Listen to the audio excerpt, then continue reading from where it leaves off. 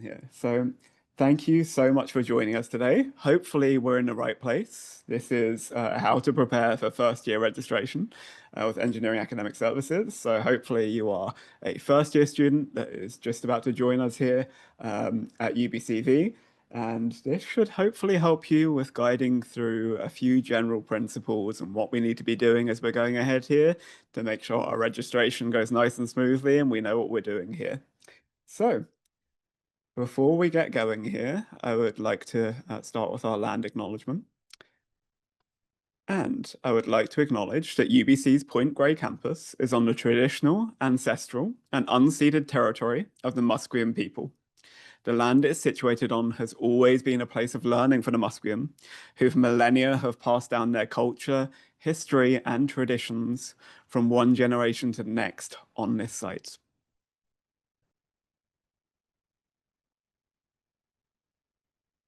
Okay, so let's start with some introductions here today. So you are joined here by two advisors here today and a lovely backup team supporting you as well as we go through here.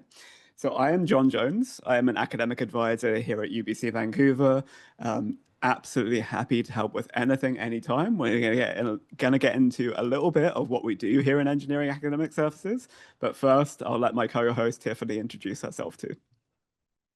Thanks so much, John. Hi, everyone. My name is Tiffany Kanda, and I am also an academic advisor with Engineering Academic Services.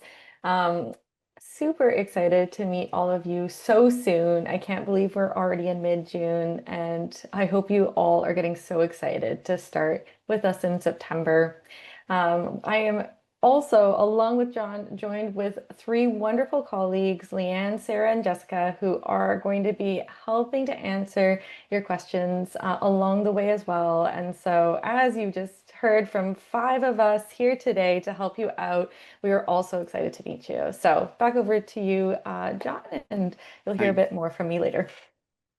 Thank you so much, Tiffany. Okay, so we are all together here today, Engineering Academic Services. There are many more of us as well, but we are your home advising office for engineering students. Work extensively with first year engineering students, but also here for you throughout your time here at UBC.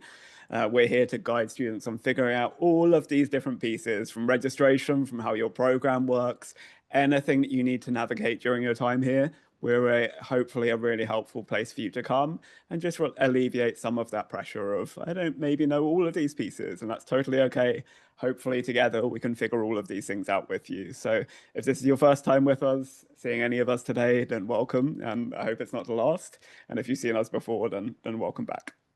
So before we get fully started on our session here today, I just wanted to go through a little bit of sessional information, just so you know kind of what we're doing here today, what you need to think about. So don't worry too much about taking any notes here today. We will be emailing you a detailed version of this presentation alongside notes, some links, some different pieces that you need, and some resources. There's also a recording of the presentation that will be sent to you as well. So you're going to have lots of different ways to refer back to what we're talking about here today. And obviously, you can always follow up with us one-to-one if you need to as well. Absolutely happy to meet with you, you all at any time. So this session is being recorded. So if you do share any questions here today, if there is anything that you're asking in our Q&A, which I'll talk about in just a second, please don't share your student number. Please don't be too personal with any information you're giving. The idea of this session, of course, is that we're kind of giving an introduction to everyone and giving an opportunity for you to ask some questions that will hopefully be able to help lots of people across the board. But if you do have anything that's more individual to your own specific case here that requires you to be sharing your student information, please talk to us after. We'd be really happy to help you one-to-one.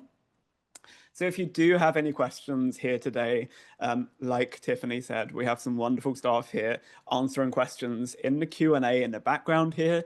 The Q&A is one of the functions that's on your Zoom here on the bottom bar, and you should be able to access that from around 10 minutes or so into the presentation. We're going to open up the questions and answers to allow you to start asking some questions. Now, many of the questions you might ask at that point, or at this point, in fact, would maybe be stuff that we're going to cover at some point during the presentation. So if you want to hold your questions a little bit, you're very welcome to do so. We may just have the answer for you as we go through here. And with that in mind, we also have a designated live Q&A period at the end of the session here. So once we're done presenting to you, we're going to have some time where Tiff and I will answer some of your questions live here. So you can write some questions into that Q&A. You can also upvote other people's questions if you think that they are particularly good and you would love to hear an answer to them. And we will go through and answer some of them here as well. So you may well have your question either answered in writing by our friends in the background here, or we may well also read it out loud live and answer for you. But no need for you to come on microphone, on camera, or anything else here today. You are protected from that point of view. Okay, so with that in mind, let's get going here. And the first thing I'd like to address up front is what session we're registering for right now. So obviously we are coming up to that first year registration, June 24th to June 26th. But that is the time at UBC where we'll be registering for our winter session. So each of our sessions, we have a winter session and a summer session, and then they're also broken down into terms. So this winter session that we've got coming up, we're going to be registering for both our term 1, which is September to December, and our term 2, January to April. When it comes to the summer session registration, that comes much later. That's going to be kind of March time is when you'll be registering for those classes. So nothing to worry about just yet in terms of the summer registration. Right now, we're just going to be focusing on that winter session, so everything between September and April. So timeline-wise, where are we? And right now, we should have received our registration appointment, the date and time, indicating the earliest time that you can self-register.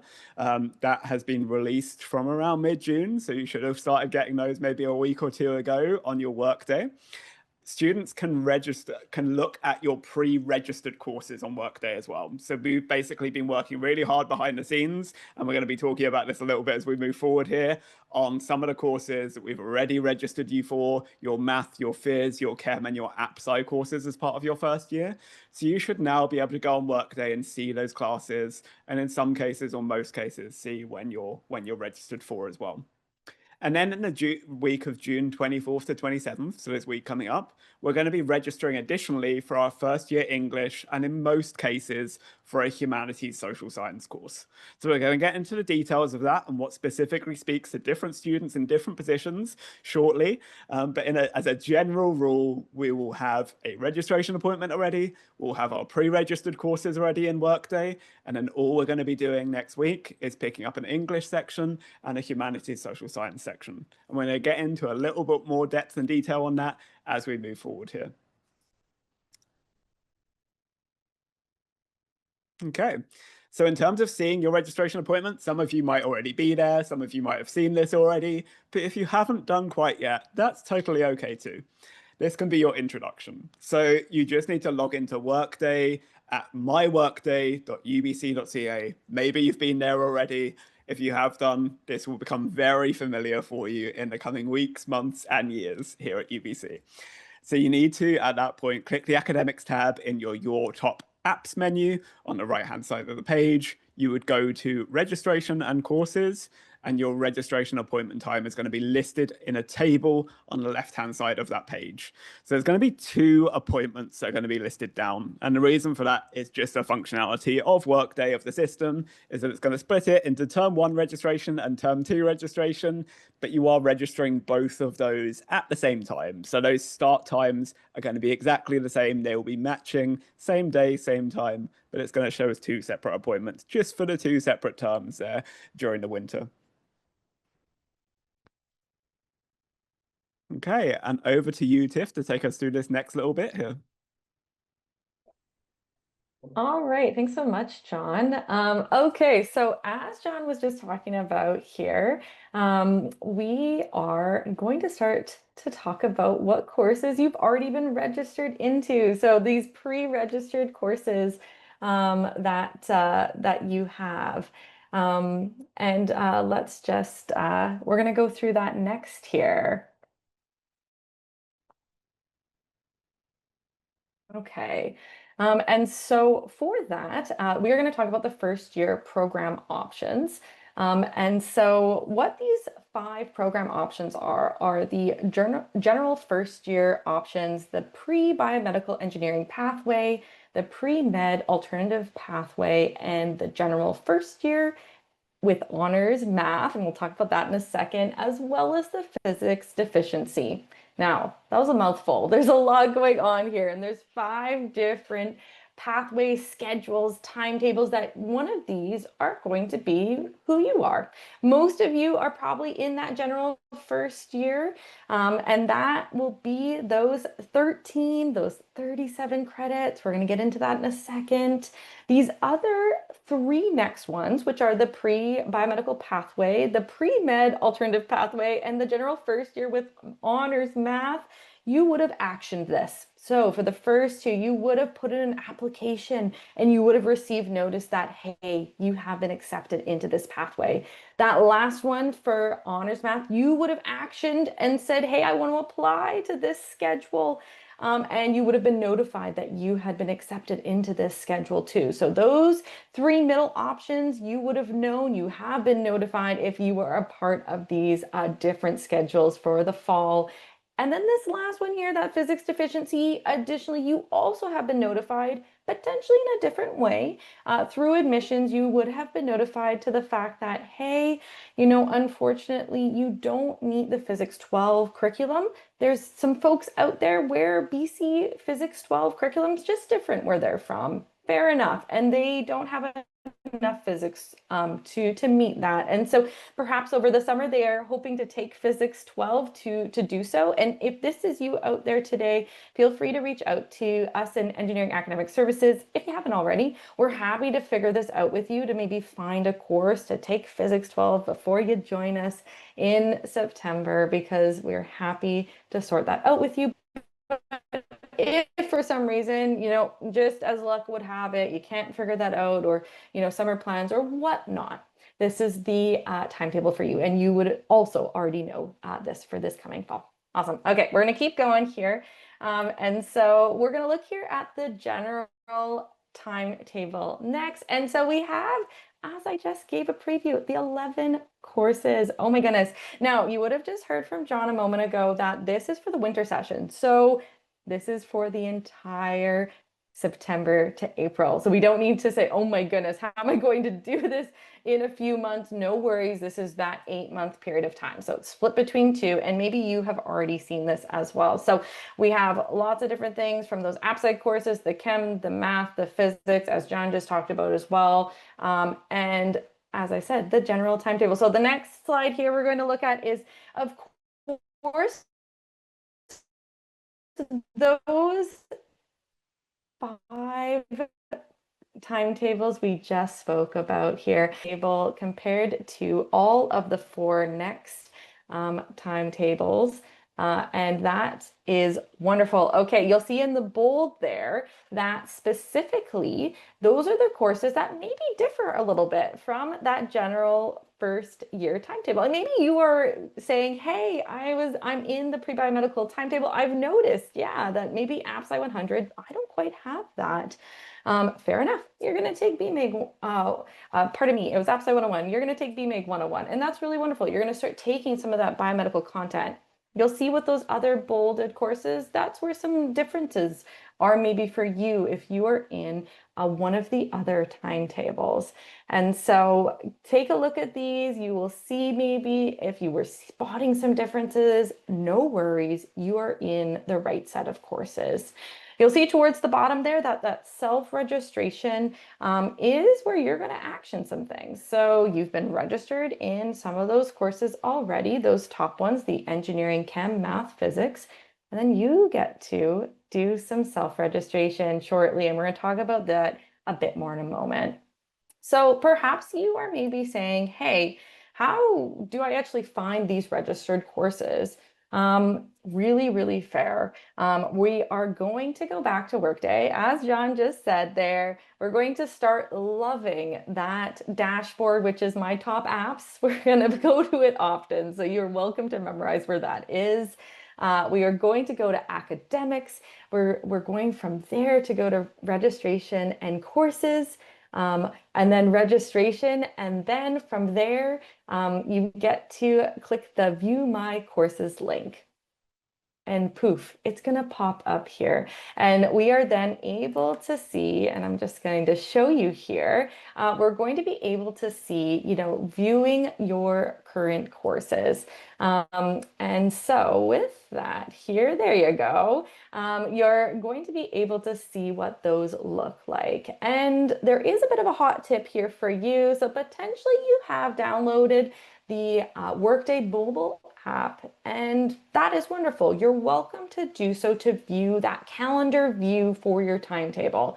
This is got some of the best features for that calendar to see that term by term comparison.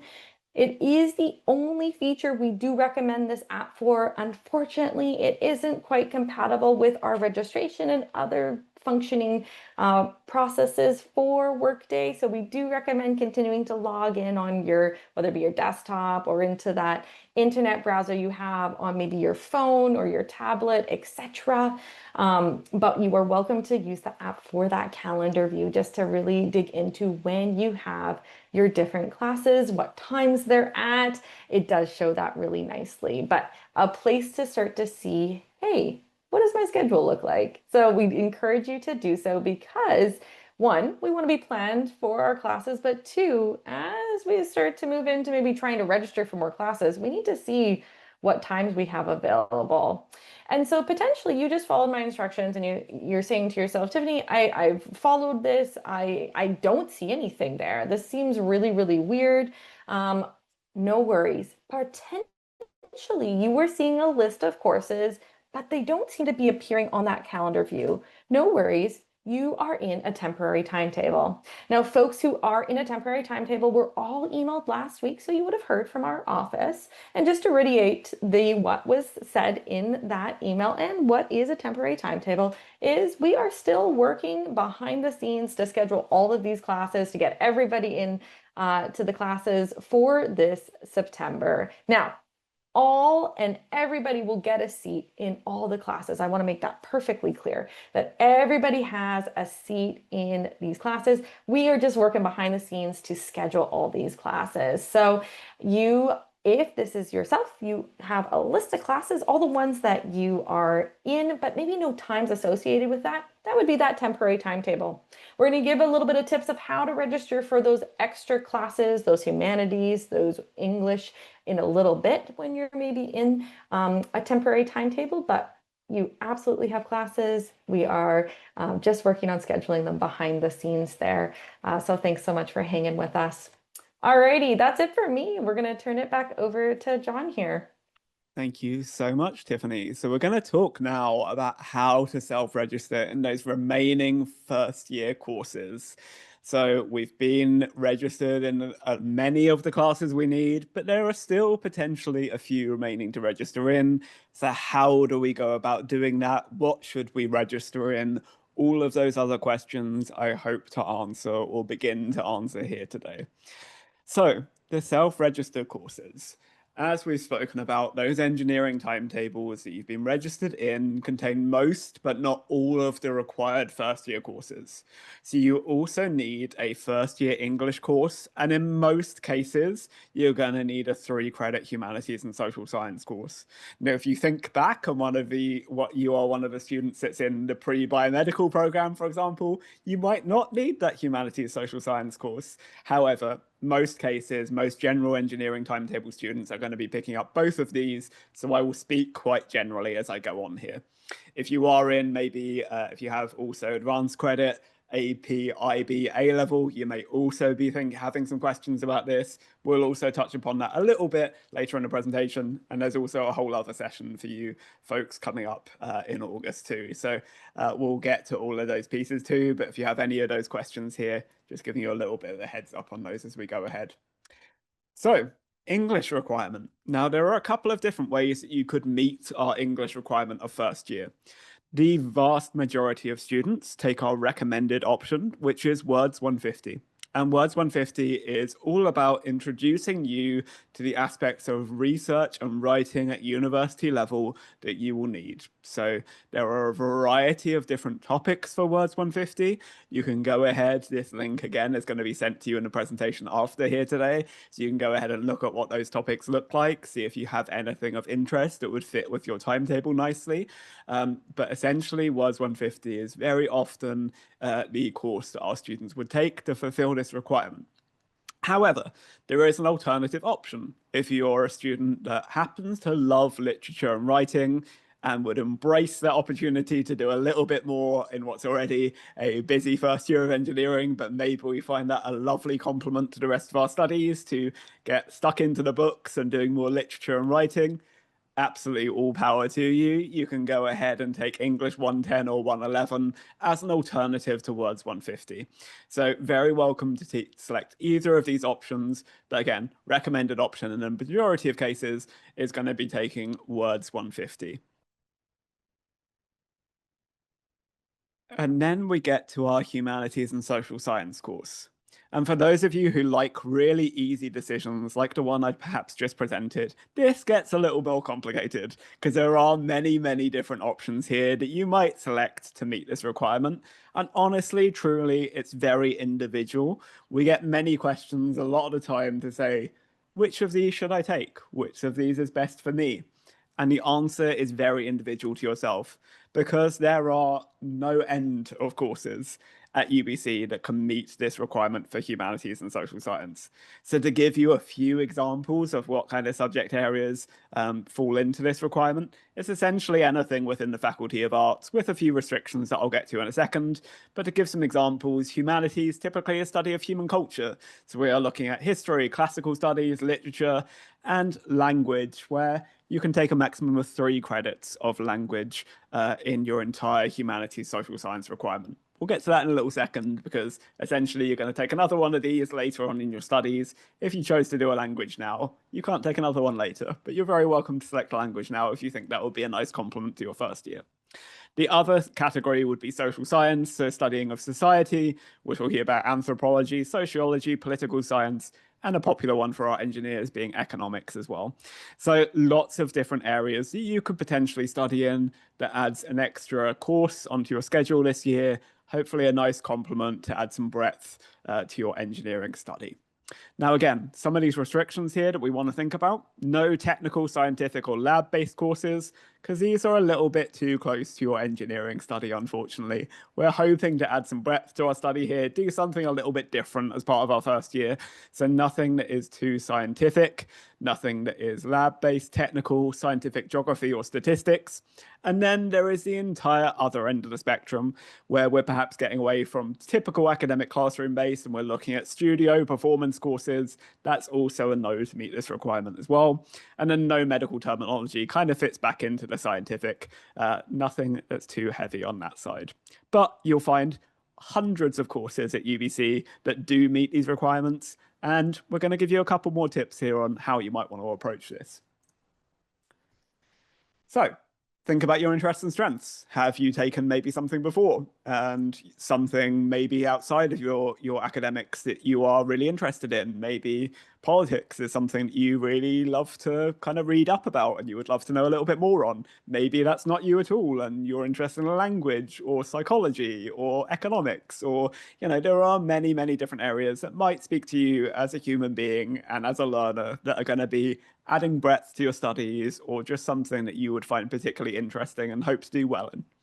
You're also going to hope to choose a course that's offered during the gaps in your timetable. So really busy first year timetable, as I'm sure you're seeing, and therefore logistically we need to find something that's going to fit in with that as well and make sure that it's something that maybe complements, again, from a logistical standpoint, from a timetable standpoint, fits in with the gaps and making sure that it's not giving you too rough a time on your timetable there. So that would be definitely a consideration here in terms of the practicalities. I would also very much recommend looking at the course level. So while you are welcome to use any of our required courses, which we have a link on our website to all of the courses that have been pre-approved, you're very welcome to take any of those to meet this requirement if they've been approved. But a 300, 400 level courses likely to require a higher reading load, writing requirements, intended for students at a higher level. There is often you're already in a busy year. Let's try and make it relatively easy for ourselves with a 100 or 200 level course and not try and take on too much. And again, as I touched upon briefly, language courses, if you're going to take one now, you're going to take another humanities social science course later in your university studies. You can't take both in a language. So if you're going to take a language now, your other humanities social science later on in your degree studies will have to be in another area of humanities social science.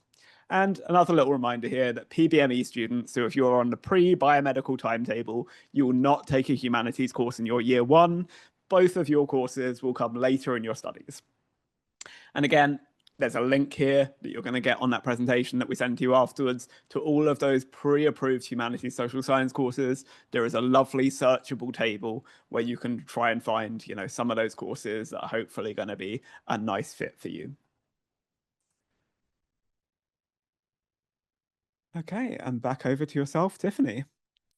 All right, thanks so much, John. So, just as we heard a little bit about, okay, we need to action some of these courses, these self-registration courses, the English, our humanities, okay, so I need to do this. What do I do now? And this is this next section for us to talk about what is a save schedule anyways. Fair enough. That, we're going to talk through what that can mean. And really and truly, what a safe schedule does is it awards folks who do that, proactive pre-planning before registration day. And so we would be able to right now, and maybe you have already browsed courses on Workday to say, hey, this seems really interesting to me. That specific art history class is something I'm really interested in taking. Okay, maybe that's the class for me. And that's really fair. And it's really handy to start to package these classes that we're excited to take or consider to take this next upcoming year somewhere so we could quickly register in them. And that's what the save schedules do. And so it saves that time that we can self-register. So once that day and time opens up that we can go to register, we can quickly register in those classes that are really exciting to us. It also helps where maybe that really favorite class you wanted to take filled up super quick. And so it helps you start to organize. And maybe you have 2 to 3 options. We definitely recommend having those 3 options there. So you can say, all right, my option one, my favorite class, it unfortunately filled up, but I have a really, really close second favorite class I can register in, and you're able to quickly pivot to that saved schedule. So we definitely recommend making a couple save schedules. And so a little bit of directions for our temporary timetable students here. When we're starting to look for these English and the humanities classes, with winter term one, you have some specific days and times there. And then winter term two, same thing to say, all right, there's going to be some space in the 8 to 10 a.m. space for Tuesday to Thursday in term one, Wednesday to Friday is 2 to 4, and then in term two, Monday, Wednesday, Friday, 10 to 12, where you can start looking for those favorite English and our wonderful humanities classes to find some classes that work right then for you. So that's a hot tip we have for you today. Feel free to use those times to really guide that selection for yourself. Okay, so over here to start finding courses, and maybe you've already done this, and if you haven't yet, no worries, we still got time. And so once again, we're going back into Workday, we're going to academics, over to registration and courses. You all are pros by now. We've done this a few times, and throughout your degree, you're going to be really feeling those academics to registration and courses workflow there for yourself. From there, we're going to go to registration again, and you'll see an option that says find course sections. And once you click that, it's going to pop up with kind of a pop-up screen there that shows, okay, you got to put in a little bit more details. And so this is where we can only search term one and term two separately. So we're going to toggle between this, or potentially we have two screens open and we have, our term one search screen, we have our term two search screen, and maybe we're flipping through screens, whatever works best for you. And so you can see there, we're going to put that start date with 25, and maybe we just type in 2025 and go search and we click term one, UBC Vancouver. This is an important fact. Of course, we want to click UBC Vancouver and then undergraduate. And then maybe we say, okay, we'll have a new screen of the same searches with term two on that other screen. Fair enough. We can use both those screens there if that works best for your workflow there. All right, from there, if we hit, we're searching here, we have that course catalog open to us. Maybe we got term one on one screen, term two on that other screen, completely fine. And this is where we can start looking for those classes. And so maybe we're like, all right, I'm going to take, John's, option one with Words 150B. I'm going to type that in to start seeing, all right, what courses are out there? What times are they out there? And you'll see, maybe you've already done this yourself, or you've seen that screenshot there. There's kind of a really helpful quick snapshot for every course that you can see there. There's always a drop-down arrow that you can click and it kind of expands a little bit more to give some helpful previews quickly, or you can always click into the class itself. I know for myself, as a helpful tip, I always seem to tab to another screen, so you can maybe keep your catalog on one screen and then maybe have options on kind of another one so you don't lose your catalog. Do whatever is best for you though. And so you're going to start looking at courses. Potentially you found one. Potentially you found that favorite that is a course that you are hopeful to register in this upcoming year. And so from there, what we're going to do is we are going to start making this save schedule. So you'll see once we did that, tab open or we clicked into it and we have that full course detail screen, we will have this orangey yellow button at the bottom there that says add to save schedule. And this is where the magic can happen, folks. You are able to add that to either a new save schedule or a pre-existing save schedule. So maybe you already have that Words 150B class and you were looking for humanities. Fair enough. Perhaps you were just looking for another one, so you can add it together, or you can have, of course, you're creating a new save schedule. Maybe it's option 2 for you. There's no limit to how many save schedules you have, so the system won't limit that there for you. Of course, there is potential when we're adding that to our save schedule. There might be other things we have to, of course, add to it. So first, we'll see here on this screen, this is where we can name our save schedule. Feel free to name it whatever is helpful for you there, or we find a pre-existing one, just as I talked about there. So whatever works for yourself. And as I was just saying, we might have to add other activities to our save schedule for this class. So this one here is an English class. And of course, there's a discussion group. And so there's another part of this class that we have to add in as a part of our save schedule. And you will see this with many classes. There's tutorials, there's labs, there's discussion groups, there's studios. There's lots of fancy words that have, another time we got to meet during class. And maybe it's a specific type of meeting, like a discussion group, where we're going to have maybe smaller groups that get to talk about a specific topic or the lecture that happened this week. Things like that, but it's at a specific time. So we have to put that into our schedule. Additionally, when we go to register, if we didn't do this, the system's going to error and it's going to say, oh dear, you're missing a part of your registration. So, have no fear. It will remind you regardless, but it's so good to have this all saved together when we're doing our save schedule. So pick that, other activity that's associated with the class, and we're going to save it. You'll see that big kind of orange button at the bottom that says, done. And then we have it all ready to go there. And of course, you'll see they're two kind of smaller in the screenshot. So you can always view your save schedule. That is absolutely possible. You can view multiple save schedules. You are welcome to do any of that. So a little bit about your save schedules there. And with that, I'm going to pass it back over to John about maybe a bit of tips about how to do all of this here. Yeah, thank you so much, Tiffany. So you've maybe picked up a couple of tips already just listening to Tiffany here, and maybe even been in the system yourself and started figuring things out. But one thing that Tiffany did touch upon briefly is having two windows as you work through this process. Now, whether that's right now and you're working through your saved schedule, or when you go to register, like whenever this process is happening, it can be really helpful to have two screens. Now, whether that's two screens connected to the same device, whether that is an iPad up next to your laptop, whatever that looks like having your current courses with you next to your kind of saved schedule is going to be really helpful in terms of figuring out where are my gaps, what's going to conflict, like what's going to happen here, because your save schedule will allow you to go ahead and save a course, even if it kind of conflicts with something you're already registered in, but it won't then let you register when you come to register. So you just want to be a little bit careful, want to be mindful of where you already have those classes when you go to find those humanities, those English classes, those different pieces, and make sure that it's just all making sense here. I would also say, with that in mind, have a few different save schedules here.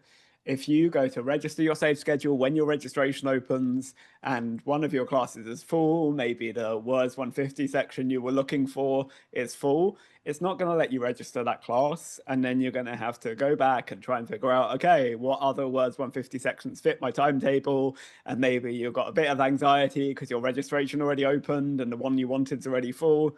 You know what? If you've done some of that preparation work, you have another saved schedule with a different section of Words 150 on it that already fits your timetable. You just pivot to that one, you register that saved schedule instead. Like building two or three of these can be really helpful. Just if you are someone that's going to have a little bit of anxiety here when your registration window opens, alleviate it for yourself and do a little bit of that preparation that's going to really serve you well. Fingers crossed that first one's going to work, but always helps to prepare. Pay attention to alerts as well. And I always say, get out your magnifying glass, become a detective, try and figure out if there is an error, why is there an error? Is this a prereq or co-req issue? Did I, as Tiffany just covered, forget to add one of those discussion sections or one of those other course sections when I went to register this? I would also say, as much as we would love you to become a detective, if you can't quite figure out those pieces, totally okay too. That's what we're here for. So you're very welcome to reach out to us if you are experiencing any kind of error that you can't quite figure out why that's happening. Okay, considering the location of your classes, it's also important. Any of you that have been to the UBC Vancouver campus will know it's a pretty big place. And therefore, while there are 10-minute breaks between classes, so even if it's scheduled so that you are finishing and starting at the same time, you're going to finish 10 minutes early. So you're going to have a little bit of time to make it to your next class. But if your first class is on one side of the campus, your next class is on the other, and that's a humanities, you've registered yourself, truly you might have to try and figure out a way of whether that's going to work for you if you want to be running between classes, or if you'd rather maybe take a different route and do something else with that and maybe select another class at another time. Very, very worth thinking about when you're approaching this process. Just that it can take a little bit to travel here. And then the add drop deadline is another thing I'd really want to bring to your attention. So the courses you're registering for right now, it's not absolutely final. It's not set in stone. You can decide to add or drop courses anytime before the add drop deadline. So we would love for you to get it right when your registration opens. But if things aren't quite working out for whatever reason, you have until September 16th for term one to drop or add a class, and January 17th for term two to add or drop a class. And seats in some of these classes do tend to become more available as the term starts. So again, this is kind of thinking about whether we're likely to get a seat, whether we want to take the risk, whether we want to shore things up, all of these kind of different things. And I would always say, if you're not sure about any of these pieces and you're making this kind of big decision, come and see us, come and have a chat, because we'd love to navigate that risk for you and make sure you're making the most informed decision you can. Okay, here. So one of the things that I think comes up quite often when we think about this is how we balance our timetables. So maybe right now, for the general timetables, for the most part, and this can vary a little bit depending on the sections, the classes you've been registered for, But for the most part of your general timetable, you're going to have approximately 5 courses in term one, approximately 6 in term two. Now, what we recommend in that position is that you register in English in one term and a humanities in the other term. So that could be English in term one, humanities in term two, or humanities term one, English term two. Just register them in opposite terms. That's going to help balance your schedule better. Now, if you are in a position where you have one of these alternative timetables, the PBME, the pre-med, any of these, it may be a case where your timetable is less balanced than that. And therefore, for PBME, of course, you're not going to take your humanities. You're going to register your English in term one, is our recommendation, not adding it to an already heavier term two. With your pre-med timetable, you would take both, but we would recommend taking both in term one to balance that timetable. And with the other two timetables, the honours math and phys efficient timetable, we still recommend the opposite terms approach. Now, this is a general approach that we recommend to you, and it may be very different in your individual case. Again, could vary depending on your timetable. You could also be intending to take AP, IB, or A-level credits, and that could throw off your balance a little bit as well. Again, if you're unsure about how to address that, you're not sure whether to use those credits, whatever that question is that you have about any of these unbalanced situations, you're very welcome to chat to us individually. We'd love to look into your own case, your own priorities, what you're hoping to do, all of those kind of different things with advising and kind of talk you through your best options in this. The other thing I will plug again is that we're doing an advanced credit session in August. So very happy again to go through some of those specific advanced credit API B&A level questions that you may have at that time as well. So an extra opportunity to cover some of that content. Okay. So you might be in a position again where you're maybe on one of those temporary timetables. You're, not quite there with having your course times all lined up in your schedule. And what we would recommend if you are a student in that position is to go ahead and build your safe schedule with those self-registration classes, those English and those humanities classes. And, when your core engineering courses are added, when you have those times lined up, our registration team are going to try and bear in mind and work around your schedule the best that they can. So this is going to be potentially, hopefully, a helpful piece for you to still go ahead, register those classes, understand there may have to be some flexibility, but this is definitely the best action that you can take at this time, is to still move forward, make those safe schedules with the best intention we have of moving forward here. Now, registering from a saved schedule. So you've done all this prep work. We've done everything we can, and our registration day opens. What do we do from here? So I'm going to guide you through this very briefly. But under our saved schedule, so we navigate to our saved schedule on Workday. When our registration time is open, we're going to have a start registration button pop up. And that's going to bring you to a new page, which is the screenshot I have on screen now, the start registration from a saved schedule page. And then once you're ready, you just click the orange register button at the lower left corner of the page, and your registration is going to be processed. So it could literally be that simple for some of you, and that would be a wonderful event to happen. But when this happens, we're going to receive a screen afterwards. It's going to let us know the success of our registration. And it's going to tell us one of three things for all of the courses we tried to register. There's going to be one section that says unsuccessful registrations if any of our registrations have just not been successful for whatever reason. Okay. There's going to be a waitlisted section if there was not seats available in the section we tried to register for, but there is a wait list set up for that section. And there's a possibility of us potentially getting a seat later as seats start to open up as we move towards the start of term. And then there is a successful registration section, which is the one we ideally want, where we're getting our seat, we have everything sorted, we're now registered in that class. If you're in a position where you get the unsuccessful or waitlisted registrations, this is where we potentially want to think about pivoting into that second safe schedule that we had all set up, or the third one, or wherever we are, because we're not then guaranteed a seat in those classes. It's something where we're a little bit, unless we're anticipating registering in something with a waitlist, not necessarily an ideal situation. If we're not quite sure what's happened here and we are confused and there seems to be seats available, but for some reason things aren't working out, the reason that's showing for us doesn't really make any sense. Again, Guess what? We are here for it. We're absolutely happy to chat you through any problems you're having with your registration. But this is hopefully a little bit of a guide to help you if you do find yourself in that position and you have to become a detective, just to make sure you kind of have a little bit of the information you need to try and figure things out on your own terms. So you get to that point. Maybe you're trying to register in a class and it doesn't quite work out. It's an unsuccessful registration, and you haven't built a second save schedule, or that one doesn't work too. Do I need to make a whole other save schedule now? Do I need to go through that process all over again? Once your registration is opened, you don't. Good news. You can just go ahead, do the initial process of defining a course section, and then once your registration is open, instead of the add to saved schedule button, you would just go ahead and click the register button. So that button is going to be available once your registration is open. If that class is a class that you can register for at that time, it's going to pop up, it's going to be there for you. Now, what if that button doesn't appear?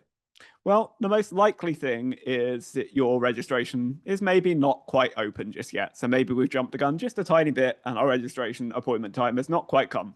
But you can always click the troubleshoot button to try and gain more understanding of what's happening, why we're not getting a registration button pop up, what is occurring here, or we're also here to help. So if none of these give any clear answers, if we're not quite sure what's happening, EAS is certainly here to help you. And with that in mind, back over to Tiffany.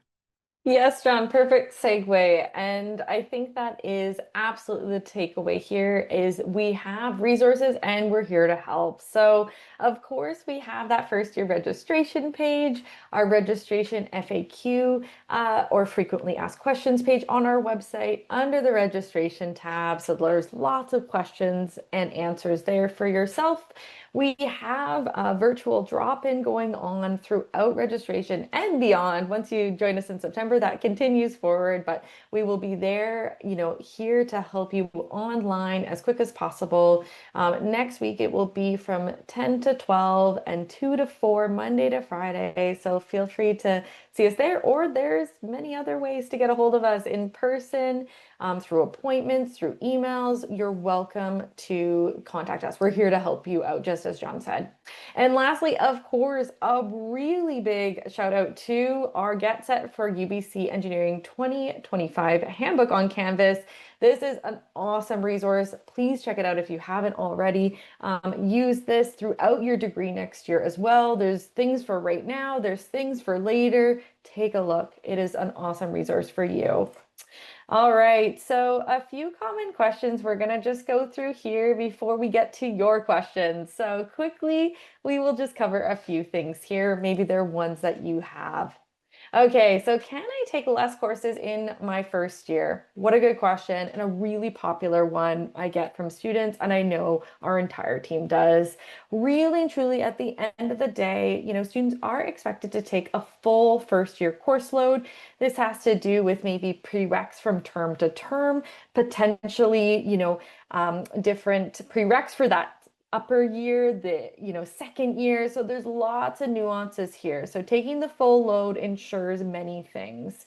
Now you may have advanced credits, and as John has already plugged, come to that advanced credit workshop on August 12th. We are going to talk about it more. It is possible you may have transfer credits for or advanced credits for first year engineering courses. Fair enough. We want you to talk to us though. And so absolutely two things to remember. One, they need to be on your workday before you action anything like dropping courses. And two, you must, and we welcome and encourage a conversation with an advisor, just because there's a lot of nuances you might not be thinking about. One of the maybe most clear ones or obvious ones is about credit loads. There's many reasons why students need a certain amount of credit loads. Maybe you don't even realize you are one of them, but for scholarships, loans, visa, housing, being a student athlete, having guaranteed placement, there's more. You need certain credit loads, and we would never want to see someone drop a course that puts them in jeopardy of not being able to achieve something they, maybe got or deserve. And so please come and talk to an advisor. We're happy to navigate this conversation with you. Okay, so can I swap course sections that I was pre-registered in? All right, so with that, that's a really good question. And really and truly, the first year timetables are really complex and they uniquely fit together. Potentially, you're already seeing that if you've been looking at your courses. With that, there is maybe some ways to switch sections, but it's not going to happen for a little bit of time. So first off, if you have extenuating circumstances, we really want to hear from you. So you are welcome to put in a section switch form, which is found under our registration request webpage. And please look at those eligibility requirements. It's listed there as well, because we want to understand about your specific situation and really consider that to see if we're possibly able to switch you into different sections. As I just shared, there is possibility that general seats will open up. This is going to happen closer to the start of term. And so this would be most likely in September for term one, potentially January for term two, where general seats open up and students can swap between sections. You will get a swap button in Workday and you'd be able to see, hey, can I swap into a different section for my specific class? Certainly, it can be a bit of a domino effect of you might need to switch this class to switch this class to switch this class, and it might not all work together in that chain. So as I said, it uniquely fits together. If you do have extenuating circumstances, we really want to hear from you. So please feel free to contact us through that specific registration request section switch form. But you are able to maybe action a general swap closer to the start of term if it works out with your schedule. All right, so with that, what if I accidentally drop a course? You know what? Mistakes can happen. I acknowledge that. We all acknowledge that. That can happen. With that though, we really ask you to please do not drop your core engineering courses. We have no guarantee if we did that, make that mistake, we can get you back into the same sections. We will do our best. Please contact us as soon as possible if you by accident made this error. I know that can happen. If you are trying to drop a course to try and add your humanities in and then put it back in your engineering course, that action's not going to quite work for you. So please just do not try that. I know it can be tempting to feel like to do that, but no worries. We're going to just not do that. But if you do make that error, no worries. We just want to try and help fix it with you. So feel free to just get a hold of us. Of course, that advanced credit workshop, once again, if you are looking to drop, courses that you have advanced credit for, come talk to us first, come to that workshop. We're happy to talk through this action with you. All right. Okay. We have John. We have just a few things left, hey, for today. And so with this, we have our first year registration webpage. This contains all the useful information, the recordings for the session, link to chats, email, all of the works. And here we are almost at the end of our session with you today. And with that, over to you, John. Yeah, thank you so much, Tiffany. So just before we get to our Q&A here today, and you're very welcome to start asking any questions if you haven't done so already on the Q&A section of Zoom here.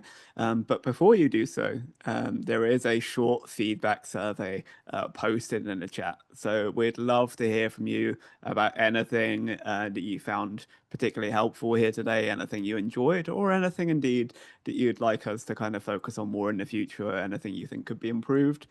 We would love to hear from you. So yeah, please, if you get the time, go ahead and fill out that feedback survey.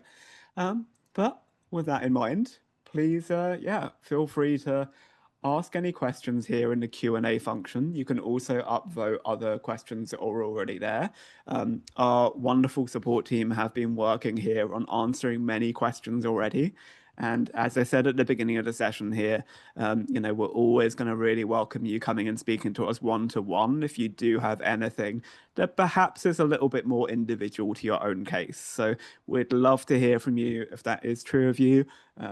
But we'll start on answering a couple of the questions here that are already here. So the first question I can see here is, hello, could we register for both our required first year English and humanities courses for next summer, or do they have to be taken in the winter term?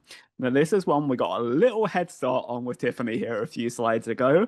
But, the expectation typically is that all engineering students would complete all of their first year courses, including their humanities and English, during the winter session.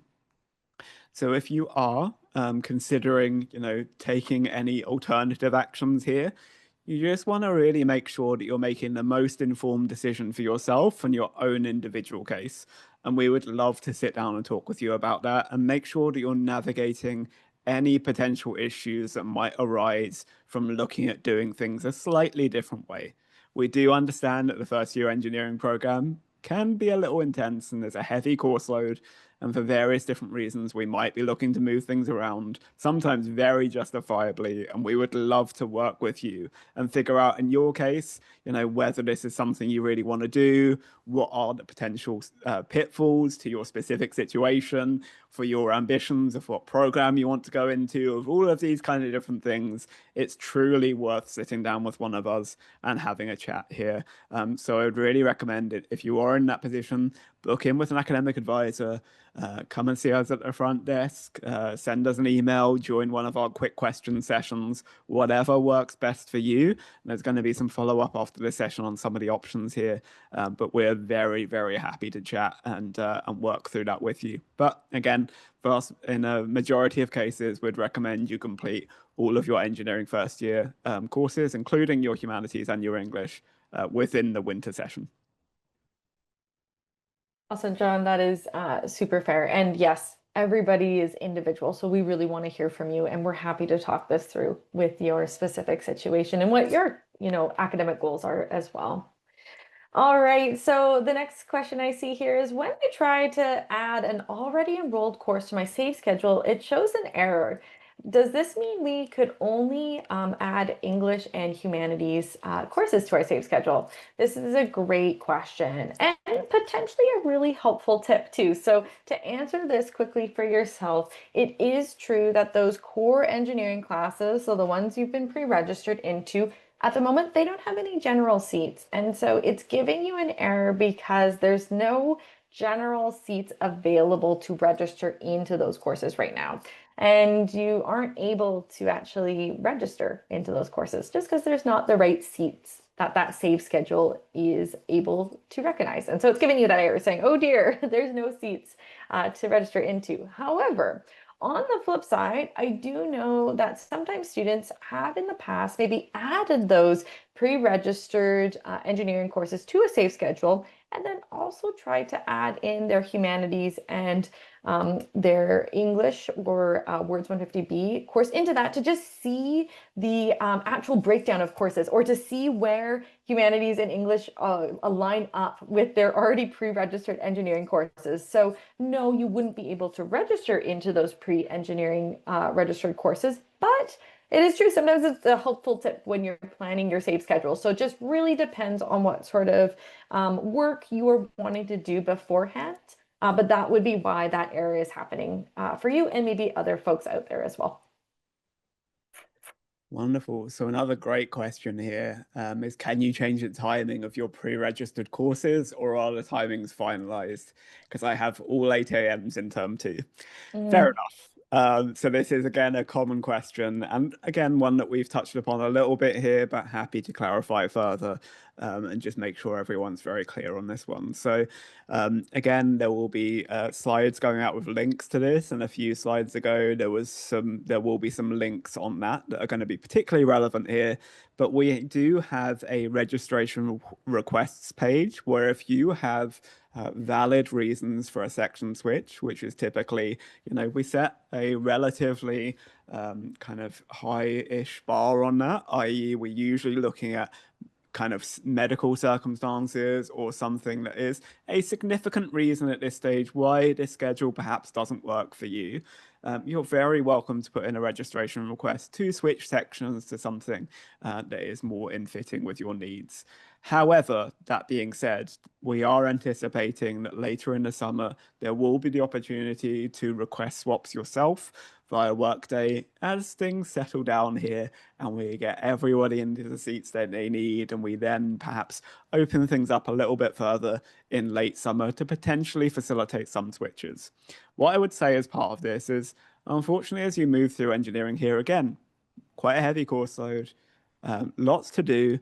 We're not typically going to get a timetable that is absolutely perfect and just the ideal timings all throughout the week of exactly when we would love to have classes. So we always are going to be looking to have some degree of compromise here, unless there are really impactful circumstances here that are going to prevent us from being able to see out that class and our timetable. So I would expect always some level of compromise here and understanding that we're maybe not going to get things absolutely perfect, but you are welcome to either make those section switch requests now if you have kind of compelling circumstances at this time, or as we move later through the summer here, we are anticipating in kind of late August time, potentially to early September, some of these core sections becoming available for you to make swaps yourself if there are open seats available in your preferred section. But thank you for your question.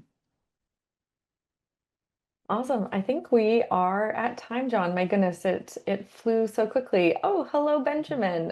It looks like we are happy to end with your question if you'd like to either let us know or in the chat, whatever you're most comfortable with here. Yeah. I think Benjamin, if you just go into the Q&A function there and just type your question out, we'd be very happy to answer it. If that's not quite working for you for whatever reason, we'd also love to connect with you after this session and chat through things a little further. Um, Very happy to kind of work either way here on what would be best. But perhaps while you do so, Benjamin, if anyone would like to stay for perhaps this final question, you're very welcome to do so. But if you do need to get away on time here today, then it's been a pleasure having you join us here. And again, call to action here, I would love to share is if you have any further questions, anything else that we can support with, anything we can do, we'd be very happy to support you anytime. So you're very welcome to connect with us in whatever way feels good.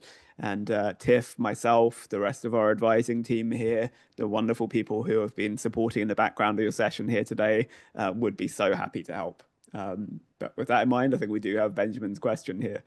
Um, We do. Okay. Thanks so much, Benjamin, for putting this in for us. And we'll end with Benjamin's question here, which is a question regarding applying for Poli-Sci 100 to fulfill the humanities requirement. When looking at the course in the course section view, it says that students must enroll in one of the following, giving me the options for discussion session courses. How does this work with the engineering schedule? Do I need to apply for both Poli-Sci 103 and 104 as well as one of the discussion courses, or can I just apply for the lecture courses?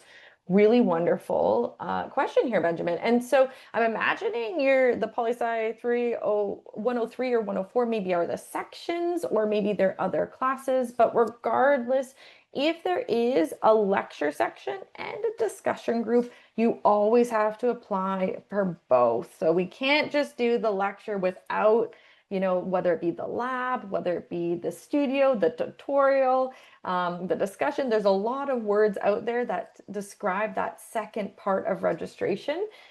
Just as maybe you saw, you have Chem 154 lecture and a lab. We can't register you for just the lecture and you don't go to the lab. So similarly to Poli-Sci here, it looks like they have a lecture and a discussion group. So please register for both. In fact, when you go to register, and you didn't register for that second part there, the system won't let you register. So you may get an error, and that would be what would happen there.